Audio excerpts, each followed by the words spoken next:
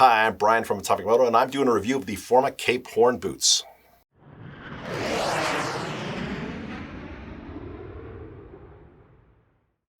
Background info on the Cape Horn. Now, first of all, this has been in Forma's line for quite a while. Since about 2012, we began selling it. It's gone through one revision. That is this version, which has the Forma's HDry waterproof liner. That's a new upgraded version of making a boot waterproof. We'll talk about that in a moment. Forma builds a great boot. They're a smaller, less known company. They come from that northern Italy region called the Veneto, where all the best sports shoes, mountaineering shoes, ski boots, snowboard boots, cycling shoes, and of course motorcycle boots are made. They've been around for a very, very long time. I have a personal history dating back to 1992 with them. Love their product, love the way that they make footwear, and have no lack of confidence in them building a great boot. Switching to the basics of the Cape Horn. Now, this boot comes in sizes 38, which is roughly a 5.5, all the way up to a 48, which is roughly a size 13. Now, note that our size conversion from European to US is a little bit different than Forma's. And so if you want a breakdown of that, you can click on the size chart tab of the product page of any Forma boot, and you'll see what that looks like. Or if you want more clarification, give us a call or send us an email, and we'll explain it so that it makes sense to you. This boot is about 12.5 inches tall on average for the size range. We've measured a size 44. These are a pair of size 43s. We've measured size 44, and they're 2.84 pounds in weight. The last thing about this boot that you'll want to know is it is made in Romania. Construction of the HDry is pretty simple. It starts with a mix of good leather and synthetic leather.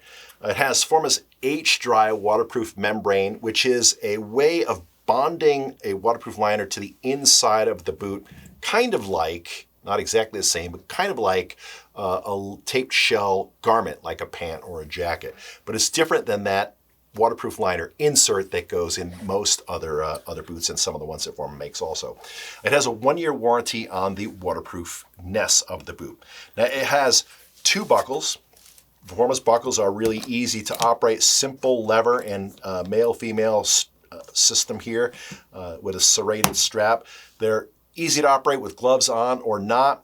They're really durable, and they're easy and inexpensive to replace should you need to, but I doubt that you will ever need to because, again, they're pretty sturdy. What it has at the top closure is really cool.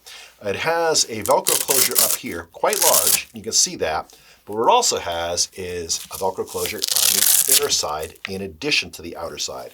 And so that does a couple things. First of all, because the Velcro area is so long, so large, it really gives it a lot of grip. It's not just a thin little strip across the top. It really has quite a bit of area to grab and to hold. That hook and loop has a lot of loop to grab. The other thing is, it is really easy to open way, way up. You can get in and out of this boot very easily.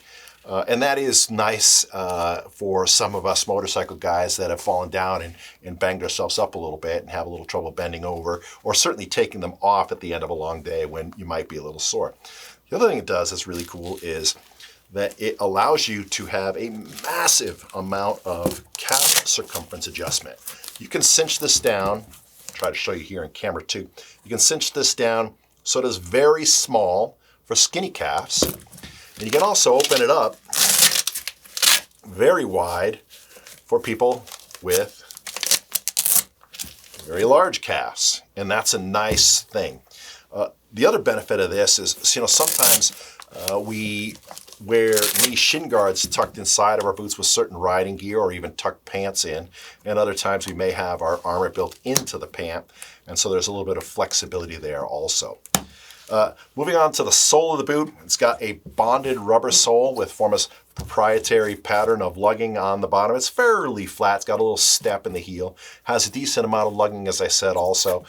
Pretty soft compound, so it's be nice for grip on slippery surfaces like wet rocks and things like that. Has a decent amount of flex, pretty easy to bend there.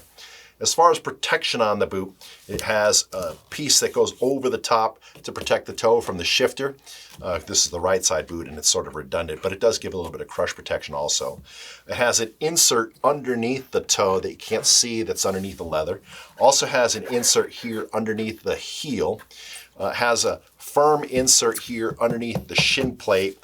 No insert on the back, it's just soft leather back here. But that's the construction of the boot. Let's talk about the fit of the Cape Horn. Now this boot is wide. It is got a good amount of width crosswise in the sort of two-dimensional sense. It also has a good amount of vertical height. I'll show you that on camera too. The forefoot of it is a little bit tall. And it's hard to explain why, but that vertical height in the forefoot of a boot, or in any footwear really, is analogous to width. It helps accommodate wider feet. It's hard to explain why, but it really does.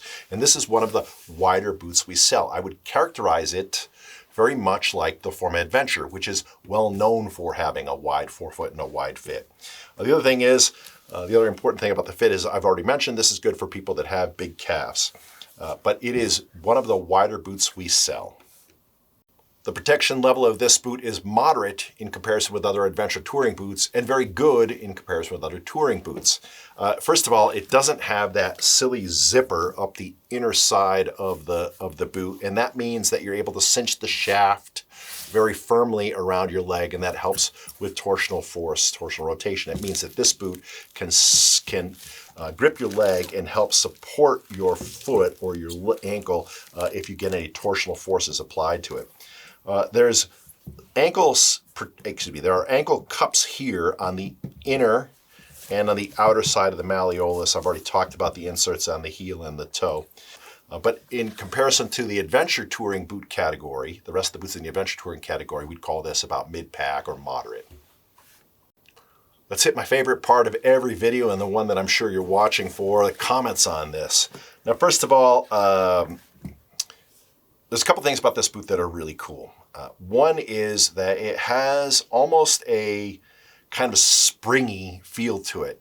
And this is hard to describe. It'll sound kind of odd, but just the way that the boot flexes and the light weight of it and the way that the shaft is, the boot just has kind of a springy, easy feel to it, and that's quite good. It's really comfortable and easy to walk in.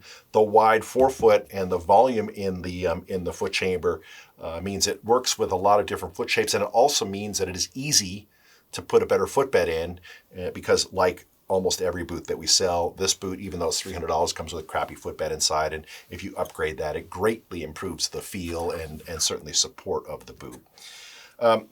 It's great for people that have a big calf or have trouble getting in and out of the boot. I've talked about it also. And then who is it for in terms of riders? Well, this kind of straddles the adventure touring category and the touring category. So it's certainly biased a little bit more to the street side. This is a great boot for guys on KLRs. It's a great boot for guys on touring bikes, big touring bikes with more road-ish tires like GS's, Tigers, maybe even Africa Twins, etc. And it is also good for a kind of everyday boot for somebody that needs a full height boot for the waterproof protection, maybe riding in rain, and spends a lot of time walking off the motorcycle.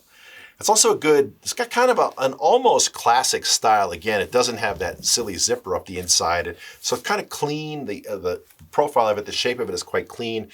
And it's almost kind of a nice vintage or scrambler bike boot. It's easy to shift in, easy to walk in, and it looks really right with a pair of beat up jeans or certainly a pair of Carhartts. This boot, in our opinion, has one foot in the touring side of things and one foot in the adventure touring side of things. And it does that job. It works in that niche very, very well. And that's probably a good time for me to wrap up this review of the Forma Cape Horn boot. We are Atomic-Moto, www.atomic-moto.com, home of the Bombers. We are mission focused on finding great product, understanding it, talking about it in videos and on our blog. We have a great YouTube channel. We would love it if you clicked like on this video, shared it with your buddies, and click subscribe so you can catch future ones. And like I say at the end of every video, we hope to see you out on your bike.